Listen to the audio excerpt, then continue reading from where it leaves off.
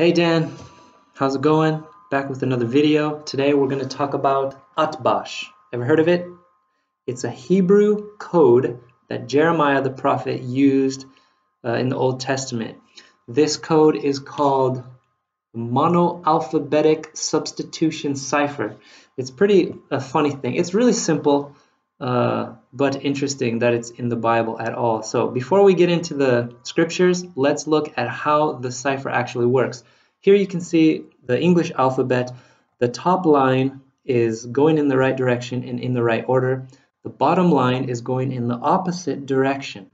So if you want to write, for example, the word dad, D-A-D, the first letter D here, this is your code letter, W, A, Z, and then W again. So this is how you write the word dad using the cipher. Let's check out the Hebrew. So here you can see Hebrew, and I know you know this, but Hebrew goes from right to left. So the word we're going to be talking about is sheshach. That's the coded word that Jeremiah uses. So that's shin, shin, kaf. So if we use the cipher, it's bet, bet again, and kaf is over here, so that's lamed. That's the Hebrew word for Babel. They say Bavel, which is Babylon.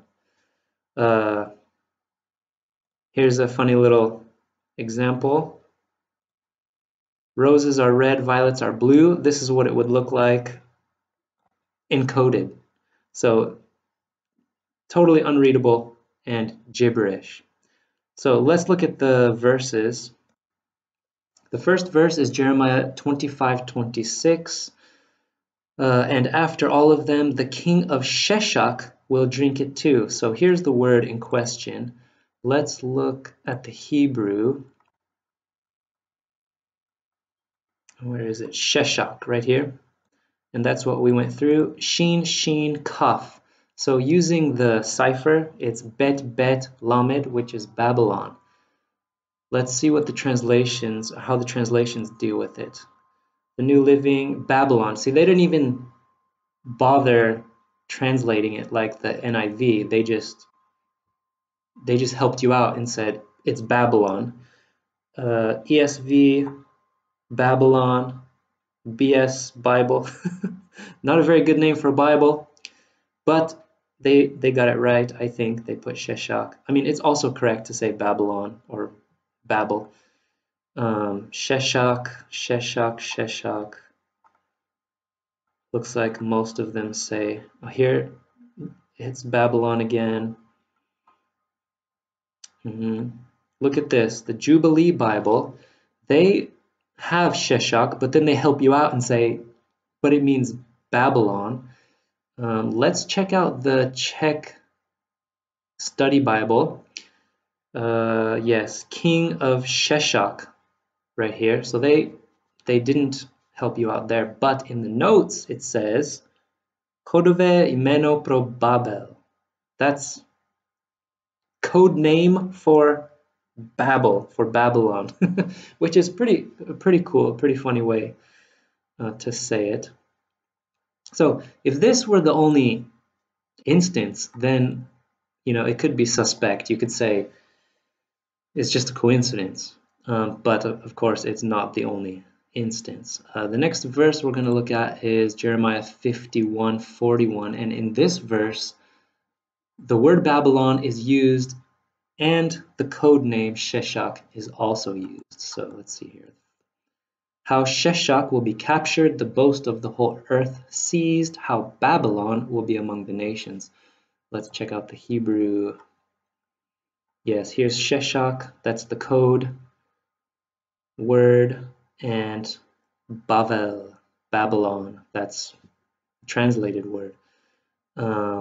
So even if it were just left to this, it could still be coincidental, but there's one more verse that seals the deal, and that's Jeremiah 51:1. This is what the Lord says, "See, I will stir up the spirit of a destroyer against Babylon and the people of Lev Kamai."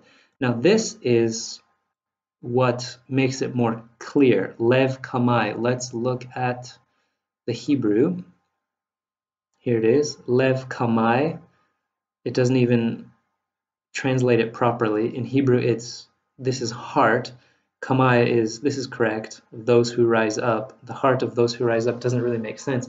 But when you use the Atbash cipher on Lev Kamai, it comes out to Chaldeans. So I think it's pretty impossible that this is a coincidence, that the word for Babylon and the word for Chaldeans are encoded.